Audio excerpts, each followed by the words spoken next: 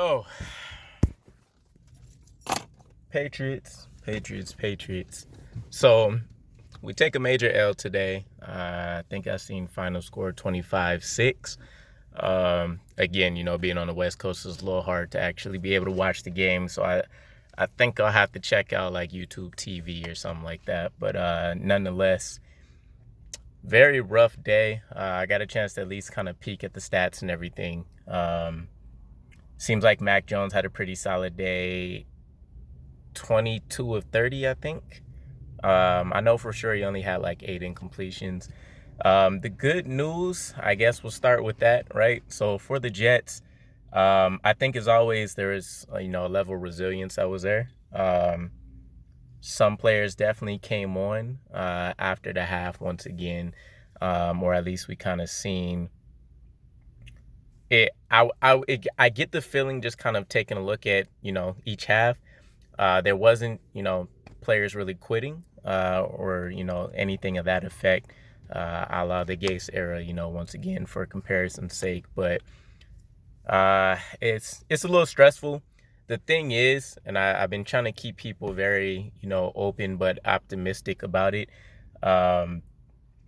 We know what this season was going to look like ultimately, right? I get the big free agent signings that we had, and Carl Lawson, or free agent signing, I should say. But, I know we got Carl Lawson. Everybody was super excited for Mekhi Becton. We trade up, which some people weren't the biggest fans of, but still, I think everybody could agree we needed Elijah Vera Tucker, and I think he's proven how versatile and how excellent he can be in his rookie season for us, for sure. The thing is, Zach Wilson, for all of his unscheduled playmaking, all of his physical traits, the Rodgers comparisons, the Mahomes comparisons, it's a huge jump for him. BYU is, I don't want to say it's like preschool or, like kid games, but the NFL jump is, wildly different. The schemes that are going to be ran are very different, right? You're not going to have NFL level talent or, schematics being played against the schedules they had. And BYU had a more vanilla schedule than even what they're accustomed to. The traits were there. That's the big thing. You hear a lot of talent evaluators talk about traits. The traits were there. I gotta, at least check out the highlights and see what it looked like for week 2. But I would imagine some things are still prevalent there. Now, the puns, the memes, and the jokes that I was seeing in some of the like Bleacher Report community channels was, Zach Wilson was seeing ghost, very similar to what Sam Darnold was. I think he had 210 yards on the day. I want to say 19 of 30 I've seen in 210 yards.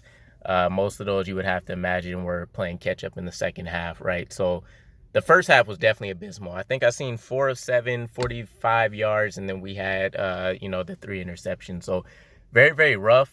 I will say, again, speaking to that resilience, it was nice to see that, there was at least only one other additional interception during the second half when we were going to be forced to throw quite a bit. I talked about this in a previous video as well in terms of keys that we would need to, take some steps forward in the season. It was nice to see that the run game got off on a good track. We went over 100 yards for the day, not including Zach Wilson's additional 19 yards there. Michael Carter seemed to have the hot hand this game, so maybe he had a strong week of practice. It was pretty even, actually. I think every running back, well, at least the main 3, Carter, Ty Johnson, and Coleman each had 11 to 12 carries. But I think it was about 54 yards for Carter, 50 yards for Ty Johnson, or 52, and I think Coleman had 48. So really, really nice to see the balance. We did have an effective, running game there. So it's nice to see that, something turned around. Zach Wilson also only took 2 sacks officially. I don't know how many hits that he had on him, but the wide receiver game, it was very, very rough. I'm interested to see, was Corey Davis dropping balls? Was the placement not quite there? Schematically, was he being double teamed? Did he have open coverage? Are we talking, intermediate and short routes, or were these deep bombs that was coming his way he just couldn't haul in? So there's a lot to break down. Braxton Berrios was kind of the standout. I think he had 7 catches, like 77 yards. Um, Elijah Moore, a little bit more prominent, 4 receptions this time. I think he had 44 yards. And then everybody else was just it was hit or miss. I think Jeff Smith had a big play for 35. Corey Davis was kind of invisible. I don't know if Keelan Cole had a lot of, I don't know if he even came into the game, let alone if there was any targets his way. And we know Denzel Mims was a healthy scratch. So the wide receiver core was pretty much non-existent. And we know the tight end group isn't scaring anybody. I think Ryan Griffin, hauled in a pair of catches. But other than that, it was really an abysmal game for the wide receiver group. So I don't know if it was more so we shot ourselves in the foot, or if the receiving game and Zach Wilson just wasn't syncing and clicking well together.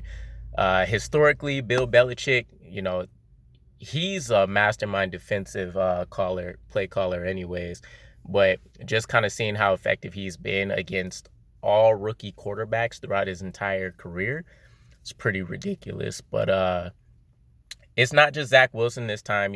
There's plenty of other arguments to be made, not even with just Jets quarterbacks, but just a rookie quarterback overall. So definitely got overwhelmed.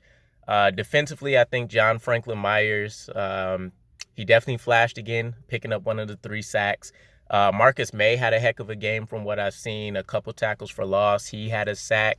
We couldn't get any picks off this game, but between that and Sheldon Rankins, I believe, got in there as well.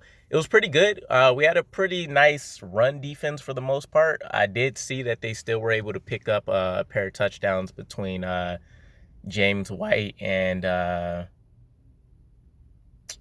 Dwayne Harris. But outside of that, I think they tried to impact Mac Jones in a way that he wasn't expecting. But we'll have to wait and see what the highlights were. Looking forward to you guys catching me up in the comments. Let me know what you guys thought about the game. How are you guys feeling about Zach Wilson? I heard a lot of negativity recently, and then there was others that had a little bit more of a level head where they understood, Zach Wilson's a rookie making a huge jump from a college program that's, not in the top tier. And it's going to take time. You don't just go from the number 1 pick to, Super Bowl. So playoffs, I think, was a lofty dream, but still something a lot of us thought we could achieve. If I'm keeping, being 100% here, I do think I got to reset some expectations for myself. I thought we could, potentially make a run. I'm honestly thinking now maybe 5 to 6 wins is the cap. Got to kind of go back to the schedule, take a look at some of the defenses that we'll be playing.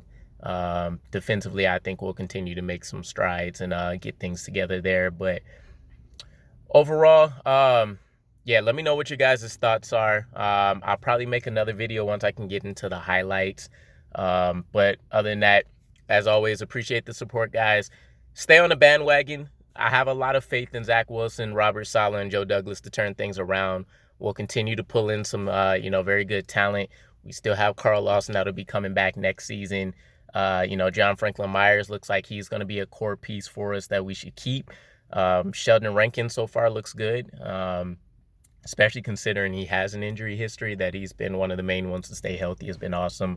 Marcus May seems like he may be able to earn himself a second contract, hopefully. If not, he's definitely putting on a hell of a display for whoever his next employer is going to be. There's a few other standouts that I'm sure, we'll find over the course of the season as well. I'm interested to see how Hamza Nasruddin continues to progress. If Jamie Sherwood will, recapture his role once he comes back from the ankle injury. CJ Mosley's continuing to try to work himself back into football shape.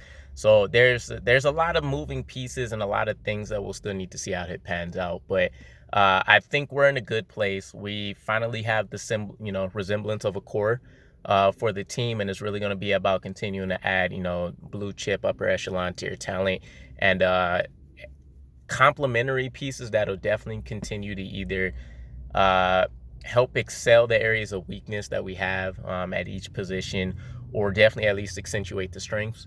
But again, appreciate you guys, and I'll catch up with you again.